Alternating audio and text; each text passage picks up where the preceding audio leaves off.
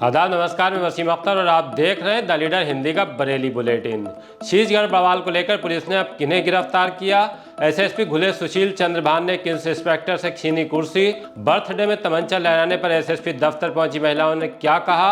और रजा action committee ने रूपपुर प्रधान बनाम मौलाना विवाद में किसकी की हिमायत? आज के बुलेटिन में ये और इस तरह की दूसरी खबरों पर चर्चा करेंगे।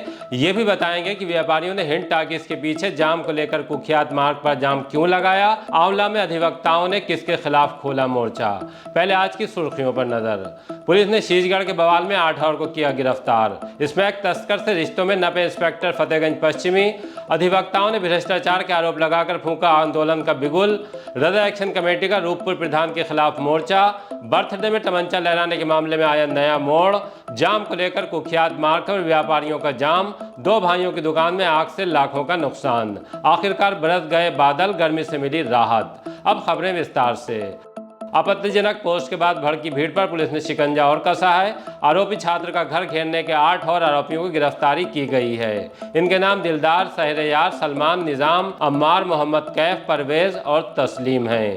इनसे पहले ही पुलिस कई को गिरफ्तार करके जेल भेज चुकी है। इस मामले में अब तक 5 मुकदमे दर्ज हुए हैं। घटना गुजरे शुक्रवार को हुई थी, तब जबकि सोशल मीडिया पर आपत्तिजनक पोस्ट वायरल होने पर एक संप्रदाय की भीड़ ने दूसरे संप्रदाय के छात्र का घर घेर लिया था। पुलिस से झड़प और उसके बाद पथराव किया गया था। उसके बाद से कस्बे में फोर्स तैनात है। बाजारों में सन्नाटा दिखाई दे रहा है। स्मैक तस्कर से रिश्तों में नपे इंस्पेक्टर फतेहगंज पश्चिमी। एसएसपी घुले सुशील चंद्र भान ने अपने कार्यकाल की अब तक की सबसे बड़ी कार्रवाई की है। फतेहगंज पश्चिमी थाने में तैनात इंस्पेक्टर विजय कुमार और 6 कांस्टेबल को सस्पेंड कर दिया है। ऐसा चर्चित स्मैक तस्कर शानू उर्फ सोनू कालिया से दोस्ताना रिश्ते रखने पर किया गया है। दरअसल पुलिसकर्मियों की स्मैक तस्कर के साथ व्हाट्सएप चैट वायरल हो गई थी। जांच में इस बात की पुष्टि हुई कि सोनू कालिया पर शिकंजा कसने के बजाय थाने की पुलिस उससे रिश्ते निभा रही है। इंस्पेक्टर के अलावा एसओजी में तैनात कांस्टेबल अनिल कुमार प्रेमी, शेरगढ़ थाने के हेड कांस्टेबल बाबर, सीबीगंज में तैनात कांस्टेबल दिलदार, मुनव्वर आलम, हाफिजगंज में तैनात कांस्टेबल हर्ष चौधरी को सस्पेंड कर दिया गया है। एसएसपी की इस कार्रवाई से महकमे में खलबली मच गई है। फतेहगंज पश्चिमी थाने की कमान अब पीआरओ ललित मोहन को सौंपी गई है। आंवला में अधिवक्ताओं ने भ्रष्टाचार के आरोप लगाकर फूंका बिगुल। अधिवक्ताओं ने 15 दिन के बाद भी कार्रवाई नहीं होने से खफा होकर तहसील आंवला में आंदोलन का बिगुल फूंक दिया। तहसीलदार और नायब तहसीलदार के खिलाफ नारे लगाए। फिर से एसडीएम को ज्ञापन दिया है। इसमें कहा है कि काम के बदले पैसों की मांग बढ़ती जा रही है। मुकदमों को लेकर भी सवाल उठाए हैं। पैमाइश में खेल करने की बात कही है। ये भी कहा है कि शासन के स्पष्ट निर्देश के बावजूद जन समस्याओं की सुनवाई के लिए भी अफसर दफ्तरों में तय समय पर नहीं बैठ रहे हैं। चेतावनी दी है कि मांगों पर संज्ञान नहीं लिया गया तो नियमित रूप से धरना प्रदर्शन के लिए मजबूर होंगे। रजा एक्शन कमेटी ने रूपपुर प्रधान के खिलाफ मोर्चा खोला है। नवाबगंज के गांव रूपपुर में प्रधान बनाम मौलाना के बीच चल रहे विवाद में ऑल इंडिया रजा एक्शन कमेटी ने भी दखल दिया है। एसएसपी को ज्ञापन देकर कहा है कि प्रधान के खिलाफ कार्रवाई की जानी चाहिए। इल्जाम लगाया कि जब गांव में मदरसा बन रहा था तो प्रधान की सहमति थी, उसके बावजूद मदरसे को शिकायत करके गिरवा दिया गया।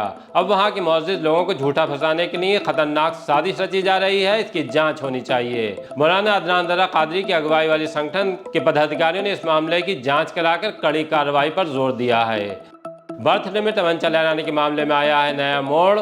सुभाष नगर के बब्बनपुर में बर्थडे पार्टी के दौरान हवाई फायरिंग करने के मामले में नया मोड़ आ गया है। जिस युवक का बर्थडे था उसके घर की महिलाएं एसएसपी दफ्तर पहुंची। इल्जाम लगाया कि फैजल को झूठा फंसाने की कोशिश की जा रही है। सच ये है कि उससे केक कटवाने के लिए जबरदस्ती की गई और बाद में तमंचे से हवाई फायरिंग भी हुई। वीडियो दिखाने के बाद एसएसपी से जांच कराकर असल कसूरवारों को पकड़े जाने की मांग की है। जाम को लेकर कुख्यात मारकर व्यापारियों का जाम। हिंद टाकीज के पीछे व्यापारियों ने जाम लगाकर नगर निगम के खिलाफ प्रदर्शन किया। उनका कहना था कि नगर निगम का अमला उन्हें रोज परेशान कर रहा है। ग्राहक दुकानों के बाहर वाहन खड़ा करते हैं, नगर निगम की टीम हटवा देती है। इससे कारोबार पर प्रभाव पड़ रहा है। ये वही मार्ग है जहाँ दिन में अधिकांश समय जाम लगा रहता है। यहाँ मोटर मैकेनिक और पार्ट्स की दुकानें हैं। दिन भर कारों की भीड़ के सबब रास्ता रुका रहता है। यहीं आज व्यापारियों ने प्रदर्शन से जाम लगा दिया। उन्होंने विरोध स्वरूप दुकानें भी बंद रखी। बाद में कोतवाली पुलिस ने पहुंचकर जाम खुलवाया और व्यापारियों को शांत कराया। दो भाइयों की दुकान में आग से लाखों का नुकसान। बीती रात दो भाइयों की दुकानों में आग लग गई, तब जबकि उन्हें दुकान बंद करके 15-20 मिनट ही गए हुए थे। एक भाई का नाम फैसल और दूसरे का अजीम है। वो मोबाइल और मिठाई के विक्रेता हैं। दोनों की दुकानें बहेड़ी में नैनीताल रोड पर गुरुद्वारे के सामने है। थोड़ी ही देर में आग इतनी विकराल हो गई कि ऊंची लपटें निकलने लगी। इससे खलबली मच गई। फायर ब्रिगेड को सूचना दी गई तो समय रहते पहुंच गई। एक गाड़ी ने प्रयास के बाद आग पर काबू पा लिया।